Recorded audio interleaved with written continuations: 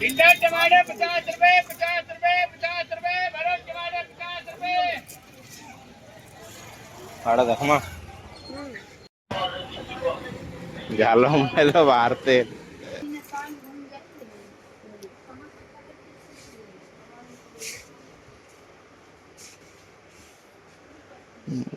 B हाय सांग माने जय मां समले केनता अछन आपण माने आ माने भल अछि आपण माने केनता अछन जगन्नाथ कृपा सब भल अछि आबे जिमो मिनी स्टोर बुली कानाडा आनमा राशन सामान टीटी सरी जेबे सिना सरी तो टीटी सरी सेटा आनमा एदे माने बाहर चले ने बेग टे मन को धरे देख दली चला चलो जिमा देखमा आज रो ब्लॉग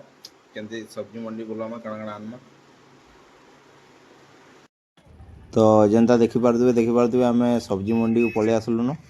तो सब्जी मंडी एज यूजुअली संध्या बेले बहुत भीड़ थिसी तो आज भी ठीक ठाक भीड़ अच्छे तो संध्या टाइम रे ही बाजार कले टिके सकाले बेसी मजा लागसी बाकी संध्या रे जेतले जेनता टाइम मिलसी संध्या रे भी पळे आसु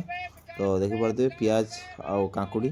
तो आमर दिल्ली रे तो एबे भी प्याज रेट 60 टका चली आपण माने कहबे आपण एरिया रे केते रेट चली प्याज रेट तो आपण माने कमेंट जणाबे प्याज रेट केते कौन चली तो एबे टमाटो और प्याज बहुत रेट चली इने तो बहुत 60-70 टका चली 50-60 टका मिनिमम और देखि पारतबे मंडी एंता दिसी हमर इनर मंडी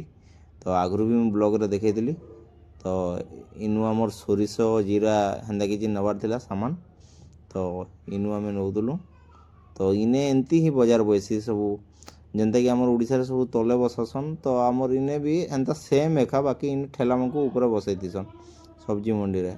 तो आमर घर रु पूरा पार्कटा सब्जी मंडी तो देखि परते पूरा संध्या नै हबार था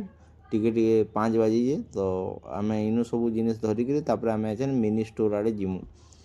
जेनटा कि आमर राशन सामान नबार थिला तो फास्ट भाबलु टिके सब्जी मंडी बुल देसु आ सब्जी भी किछि नै जिमु तापर आमे राशन सामान नै जिमु बोल भाबलु तापर देखि पारथबे मोर लाग मु अंडा बेसी खाइसिन तो अंडा ट्रेट पूरा नै गनी तापर आमे पले आसलु हमर पाखर मिनी स्टोर के जेनता कि आपण मको कहउतली मिनी स्टोर रु हमर राशन सामान नबार थिला तो आमे देखा दुकी इनो स्टार्ट करनु काना काना नेमु जे तो देखि पारथबे मिनी स्टोर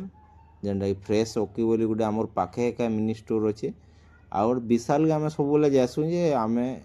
विशाल टी दूर पड़सी तो एतिले आमे मिनी स्टोर रु नै जासु आ इने प्राइस भी ठीक ठाक लागसी तो देखि पारथबे